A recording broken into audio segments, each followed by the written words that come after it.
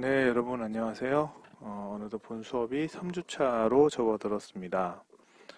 지난번까지 진행했던 온라인 수업들, 그래서 1, 2주차를 진행을 했는데요. 1주차는 오리엔테이션으로 진행을 했고, 2주차는 수업 대체 과제물로 해서 이제 온라인으로 과제물을 받았습니다. 수업 진행에 대한 부분들을 제가 좀 살펴봤는데요. 아직까지 수업의 진행이 이루어지지 않았거나 미흡하신 분들이 좀 계신데, 음, 특히나 이제 1주차 오리엔테이션 같은 경우는 3개의 챕터로 나눠져서 그 챕터별로 이제 다운을 받아야 되는 자료실의 자료들도 있어요. 근데 이제 그거를 다운을 받지 않으셔서 이제 그게 출석으로 처리가 되지 않는 상황들도 있으니까 본인의 어떤 온라인상에서의 그런 내용들 좀 꼼꼼히 살펴보시고 혹시나 미흡한 분들이 있다면 그런 부분들 확인을 좀 해주셨으면 좋겠고요. 과제 제출도 꼭 출석과 연결되는 부분이니까 빠지지 않도록 제출하셨으면 좋겠습니다. 이제 시작하는 3주차부터는요, 이제 분량도 좀 늘어날 거고, 본격적인 수업 내용이 시작될 예정입니다. 그래서 이제 수업을 이제 보시는 거는 미뤘다가 보시는 게 아니라, 이제 시간에 맞춰서 뒤처지지 않고 매주 학습하는 나름의 요령들을 가지셨으면 좋겠습니다. 3교시는 이제 문화예술 산업의 트렌드 및 이슈들을 살펴볼 겁니다. 기본적인 학습 목표는 그 문화예술 산업의 트렌드와 그리고 관련 이슈들에 대한 이해를 늘리고자 함이고요. 총 3교시에 걸린 분량으로 진행을 해보도록 하겠습니다. 자, 2교시에는 현재 콘텐츠 시장의 규모와 어떤 전망들을 좀 살펴보고요. 그 다음에 2교시에는 문화 콘텐츠 산업의 트렌드, 어떤 그런 거의 변화들에 대한 부분들에 대한 주요 이슈들, 그리고 마지막으로는 문화 콘텐츠 산업의 어떤 거시적이고 미시적인 환경에 대한 부분들을 살펴보면서 지금 문화 콘텐츠 산업이 지금 어떤 방향성을 위해서 가고 있고 그 환경이 어때서 앞으로 이렇게 변화하겠구나라는 부분들을 저희가 수업 시간을 통해서 좀 살펴보는 그런 시간을 가지도록 하겠습니다. 어, 지금 저희가 일단 지난 시간 과제를 통해서 그 다양한 문화 콘텐츠 산업에 대한 유형과 장르에 대해서 여러분들 스스로가 살펴봤으리라고 생각을 합니다. 이번에는 현재 콘텐츠 시장의 어떤 규모와 현황들을 좀 한번 보면서 구체적인 내용들을 보는 시간을 가질 건데요. 먼저 그 오른쪽 하단에 있는 부분들, 그래서 중간쯤에 있는 2017년 내용을 보겠습니다. 세계 콘텐츠 시장의 총액을 한번 볼 건데요. 이게 지난 2018년 한국콘텐츠진흥원에서 나온 자료입니다. 이제 2019년에 이제부터 2018년 자료를 해서 나온 자료니까요. 총 2017년까지의 어떤 산술 합계나 이런 것들을 통계를 낸 부분인데 전체 합계액이 2017년에 2조 5,780억 달러가 됩니다. 우리 돈으로 약 3,156조 정도가 되죠. 천문학적인 액수입니다. 저희가 이제 전 세계적으로 봤을 때 콘텐츠 산업이 굉장히 많이 성장을 했고요. 뭐 출판업계를 제외하고 보면 이제 다른 부분들은 이제 꾸준히 성장을 하고 있죠. 그래서 특히 그 가장 많이 성장한 분야를 보면 그 보실 수 있겠지만 첫 번째가 이제 게임 산업에 대한 부분이고요. 두 번째가 지식정보 산업에 대한 부분입니다. 음,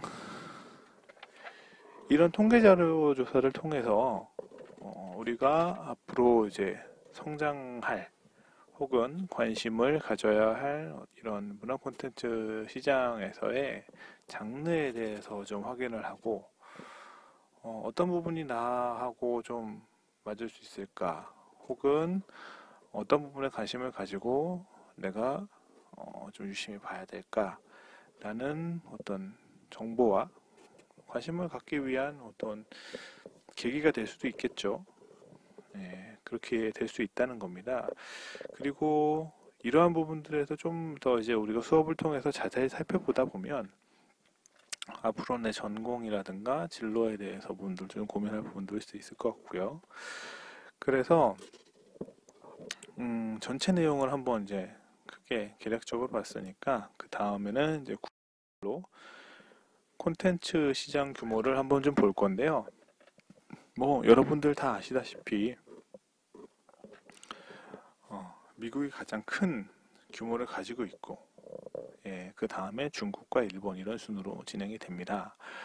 여기에 지금 제가 그림으로 나타낸 국가들은요, 그 상위 10개국을 이제 규모별로 나타낸 건데, 이게 왜 그러냐면 이제 한 30개국까지 자료엔 조사가 돼 있는데, 이제 사실 미국하고 1위 미국하고 30개국이 되는 이제 차이가 엄청 크게 나요. 그래서 일단은 10위까지만 저희가 표를 한번 좀 보도록 하겠습니다. 제가 양적으로 표시해 놓고 이제 세부 자료를 표시해 놓은 거는 사실은 큰 의미가 있지는 않아요. 왜냐면 지금 상태에서 이제 이 나라들 각자 내수 시장으로만 우리가 이제 국가 안에서만 노는 그 내수 시장에서만 움직이는 건 아니고 전 세계적인 산업을 봐야 되는데 이제 그거는 다른 여러 앞으로의 수업을 통해서 저희가 이제 어떤 유형과 그걸 이제 이 콘텐츠 산업을 어떻게 활용이 되고 있는가를 보면서 좀 더 봐야 될 문제고요. 간단하게 양적에 대한 부분들로 좀 봤을 때 1인 그 미국이 갖고 있는 그 시장의 규모가 약 817억 달러니까 한 1000조 정도 됩니다. 2위가 중국이고요. 그래서 이게 한 2460억 달러라서 300조 정도, 그리고 일본이 1820억 달러로 220조 정도 돼서 미국이 갖고 있는 파이가 사실 이제 중국과 일본을 합친 것보다 더 커요. 그래도 많이 이제 아시아와 그 미주가 그래도 비등비등하게 올라올 수 있던 부분들은 분명히 중국 시장이 이제 크게 성장을 했다는 부분들이 좀 빼놓을 수 없고요. 그런데 이제 미국과 중국과 일본이 전 세계의 약 60% 이상을 지배하고 있습니다. 한국이 7위로 이제 540억 달러, 약 67조 정도로 이제 미국하고는 한 15배 정도 차이가 나죠. 이게 저는 개인적으로 되게 유의미한 숫자라고 보는 이유는 사실은 미국이란 나라와 한국이란 나라가 콘텐츠 산업을 이제 본 시기가 다릅니다. 그래서 한국 같은 경우에는 미국에 비해서 나머지 산업들의 발전이 늦은 편이고요. 그럼에도 불구하고 지금 굉장히 빠른 속도로 콘텐츠 산업에서 본인의 위치를 찾고 있다고 생각을 합니다. 그 나라 크기에 따른 부분들, 그래서 이제 기본적인 자원들도 그렇죠. 그런 부분들을 봤을 때, 한국은 지금 여기 있는 사실 이제 독일이나 영국이나 프랑스, 유럽에 있는 나라들, 혹은 미국, 이탈리아 이런 나라들 같은 경우에는 이제 역사적으로도 문화에 대한 부분들을 굉장히 오랫동안 신경을 썼던 나라고, 한국 같은 경우는 이제 외국에서 들어오는 문물과 이제 국내에서 발전된 그 문화적인 소양들에 대한 부분들이 혼합이 되면서 이제 잘 발전이 되고 있다고 봐야겠죠. 그런데 우리가 그러면은 미국이 이렇게 큰 시장이니까 한국이 이렇게 작은 시장이니까 문제가 있지 않을까라는 생각을 할 수도 있습니다. 그런데 그러면은 우리는 이제 여기에서 만족을 하고 한국 시장에서 이제 작은 시장에서 만족을 해야 되나요? 이건 아니고 오히려 지금 보시면 미국과 중국과 일본 시장이랑은 이런 큰 시장이 있고 그런 시장에 이제 진입하기 위해서 소위 우리가 진행하고 있는 우리가 이 수업에서도 목표 중에 나중에 잡아야 되는 글로벌 인재가 되기 위해서 혹은 저 시장에 진입하기 위한 어떤 루트들을 찾기 위해서 우리가 목표를 세우고 이 수업에서 어떤 방식들이 있는지 그리고 꼭 미국을 가야 되나? 뭐 다른 나라들을 가야 되나? 라고 하는 그런 의미와 방향들을 찾았으면 하는 생각도 있습니다. 그래서 사실은 이 콘텐츠 시장 규모도 중요한데요. 제가 사실 이제 좀 더 유의미하게 생각하는 이제 그 성장률이라고 하는 부분이 있어요. 근데 성장률 같은 경우는 이제 좀 더 많은 나라들을 제가 적었는데, 어, 이게 이제 세로로 돼 있어서 조금 보기가 힘들 수도 있지만, 그래도 편안하게 보일 수 있으려면 한번 프린트를 해서 옆으로 돌려서 보셔도 크게 문제는 없을 것 같습니다. 제가 색깔로 표시를 해놨으니까요. 한번 보시면 좋을 것 같은데, 오히려 지금 보시면 그 상위 국가로 이제 위에서부터 1위부터 해서 쭉 내려오는데요. 상위 국가로 표시되어 있는 미국과 그 다음에 일본, 독일, 영국, 프랑스까지만 해도 4%의 성장이 안 됩니다. 그 이후에 이탈리아나 호주나 뭐 스페인 같은 나라들도 그렇고요. 오히려 지금 보시면 이제 빨간색으로 표시된 나라들은 이제 조금 이따가 살펴볼 거고요. 2위인 중국, 그 다음에 그 이후에 러시아, 인도네시아, 터키나 사우디아라비아, 아르헨티나, 필리핀, 베트남 같은 동남아와 저희가 소위 얘기하는 그 유럽과 미국이 아닌 제3의 국가들에서 굉장히 빠른 성장을 보이고 있습니다. 뭐 중국 같은 경우야 그 자본력의 힘도 있고요. 그리고 문화 개방을 통해서 갑자기 받아들인 부분들도 있겠지만 그 이외에 인도네시아나 그다음 베트남 같은 부분들에서도 사실 그 우리가 얘기하는 한류나 어떤 다른 나라의 영향들 그리고 이제 인터넷 매체를 통해서 접하게 되는 다양한 어떤 정보들이 굉장히 빠르게 문화산업에 대한 부분들을 국가별로 바꾸고 있는 부분들입니다. 그리고 여기서 되게 좀 특이한 게 인도 같은 경우에는 뭐 어마어마한 성장을 보이고 있죠. 이거는 이제 우리가 소위 발리우드나 우리가 보고 있는 어떤 소프트웨어적인 측면에서의 그 성장을 인도가 다른 나라에 비해서 굉장히 빠른 인프라의 변혁을 갖고 오고 있다고 봐지는 거고요.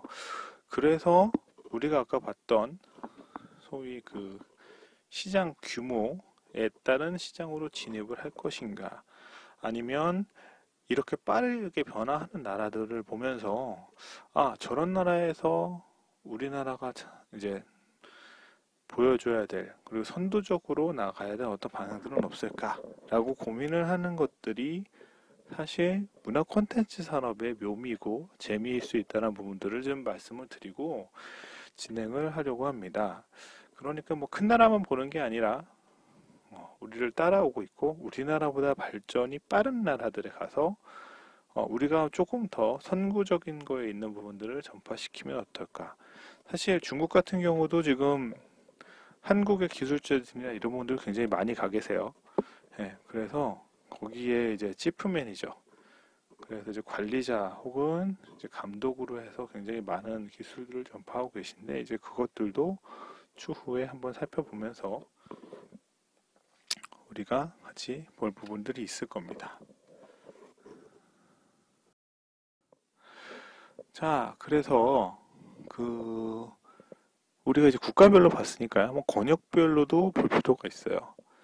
그래서 보시면 북미가 압도적으로 그 양을 갖고 있었습니다. 양을 갖고 있었었는데 보시면 성장률은 오히려 낮은 편이고요. 아시아에서 근래 굉장히 빠른 발전이 오고 있습니다. 사실 여기 보시면 아시아 있고요. 그다음에 동남아시아 부분들도 있죠. 예, 그리고 남미 해서 가장 그 빠르게 발전하고 있는 부분들이 있고요.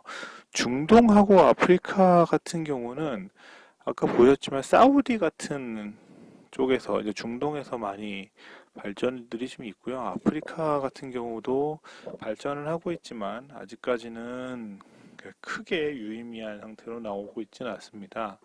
다만 이제 인터넷이라는 게 조금 더 빠르게 보급이 되면 될수록 아프리카도 본인들이 갖고 있는 어떤 지역색이나 이런 부분들로 해서 음, 다른 그 지역 혹은 권역에서 나올 수 없는 특별한 콘텐츠가 나올 수 있다라는 어떤 얘기나 이런 것들은 있고요. 반면에 이제 자연을 활용한 것들 그리고 이제 국가 자체에 갖고 있는 어떤 자원들에 대한 부분들은 또 유럽이나 이런 부분들하고 굉장히 많은 차이와 장점을 가지고 있겠죠. 그래서 이제 그런 부분들을 활용한 문화 콘텐츠 산업 같은 경우는 또 아프리카가 굉장히 블루오션이라는 얘기들도 있습니다. 근데 아직까지는 그 국가별로 이제 갖고 있는 어떤 특색이나 이런 부분들 때문에 저 쉽게 접근하고 있는 상황들은 아니고요. 그래서 유의미하게 봐야 될 부분들은 사실 이제 우리가 속해 있는 아시아 부분들, 그 다음에 이제 가장 가까이 있는 동남아시아, 그리고 지금 주도적인 역할을 하고 있는 북미, 그리고 오래된 역사를 가지고 있는 유럽, 이런 형태로 이제 콘텐츠 시장을 좀 구분을 해서 볼 겁니다. 오세아니아라고 하는 이제 호주하고 뭐 뉴질랜드 부분들이 있을 텐데요. 이제 뉴질랜드 같은 경우는 영화 산업으로 해서 요즘에 이제 로케이션 쪽으로 해서 많이 영향들이 있고 하지만 아무래도 그 뉴질랜드나 호주 같은 경우는 영국의 문화적 영향을 많이 받았어요. 그래서 정책적인 부분들도 나중에 한번 살펴보면서 얘기를 하겠지만 그런 부분들은 이제 조금 크게 관심을 가지지 않는 건 아니고 가지되 조금은 역사적이라든가 다른 부분들은 유럽을 살펴보면서 우리가 진행을 하려고 합니다. 자, 아까 봤던 자료인데요. 콘텐츠 시장 안에서 우리가 이제 장르별로 한번 볼 필요는 있을 것 같아요. 여기 계신 분들, 이제 이 수업을 듣고 계신 분들이 각자 갖고 계신 관심이나 이런 부분들이 각자 다를 텐데, 사실은 그동안 이제 주류라고 불리우는 콘텐츠 시장은 분명히 있었습니다. 보시면 이제 방송, 그리고 광고와 출판 영역이 바로 그 부분들이고요. 방송 같은 경우는 우리가 알고 있지만 TV 산업에 대한 부분이고, 광고 역시 기존의 매체들을 통해서 굉장히 강력한 힘들을 가지고 있었습니다. 그래서 이제 방송과 광고가 아무래도 대중들과 갖고 있는 힘들이 있었었고요. 지식 산업에 대한 부분들, 여기 지식 정보에 대한 부분들은 있지만 지식 산업으로 해서 정보를 전달하는 수단의 가장 큰 부분들이 사실 출판이었죠. 그리고 이 출판 부분에 신문도 들어갑니다. 그래서 매체 중에서 이제 인쇄 매체와 그다음 방송 매체, 그리고 거기에 따른 광고가 가장 큰 부분이었다가, 오히려 지금 출판 같은 경우는 우리가 이제 온라인을 사용하면서 감소하고 있는 추세고요. 전자책이나 이런 부분들도 뭐 얘기를 조금 이따 하겠지만 대체제를 찾고 있습니다. 찾고 있지만 아직까지는 그런 부분들이 좀 약한 부분들이 좀 있고, 지식 정보 같은 경우는 우리가 이제 인터넷을 기본적으로 얘기를 합니다. 근데 인터넷이 이제는 일상생활에서 떨어질 수가 없죠. 처음에만 해도 인터넷이 뭐였냐라고 얘기했던 시대도 있었습니다. 하지만 지금은 굉장히 빠른 속도와 여러 가지의 플랫폼을 활용할 수 있는 다변화 시장 안에서 인터넷을 따라갈 수 있는 게 사실 없기 때문에 앞으로도 계속적으로 성장을 하고 있고, 사실 그 이후로 지금 5.6%의 성장을 계속 보이고 있거든요. 당분간 멈추지 않을 어떤 블루오션이긴 합니다. 다만 이거를 활용하기 위한 기술이나 이런 부분들도요, 굉장히 전문화돼 가고 있을 거고, 그 전문화와 대중화의 사이에서 많은 고민들이 필요한 부분이긴 합니다. 예전에 비해서 그 급속하게 사실은 우리가 주목하고 있는 부분들이 있는데, 캐릭터 라이선스 부분들이 있습니다. 이게 다른 부분이 아니라 캐릭터 라이선스 분들은 저작권이라는 어떤 법령에 대한 부분들 때문에 굉장히 많이 주목을 받게 됐고요. 한국에선, 그리고 이제 기본적으로 미국과 영국 몇 개의 나라를 제외한 부분에서는 그 라이선스에 대한 부분들을 그렇게 깊게 생각하지 않고 있었던 부분이었는데, 이 지적 저작권에 대한 부분들이 생기면서 그런 부분에 대한 부분들을 많이 고민을 좀 하게 됐고요. 확실히 법률 보험을 받으면서 이제 산업화되고 점점 시장이 커지고 있습니다. 그리고 애니메이션 같은 경우에는 이제 조금 더 얘기하겠지만, 그 전에 애니메이션 시장은 일본의 내수 시장과 북미 시장에서 글로벌 시장으로 확대가 되고 있어요. 이런 부분들도 조금 같이 훑어보도록 하겠습니다.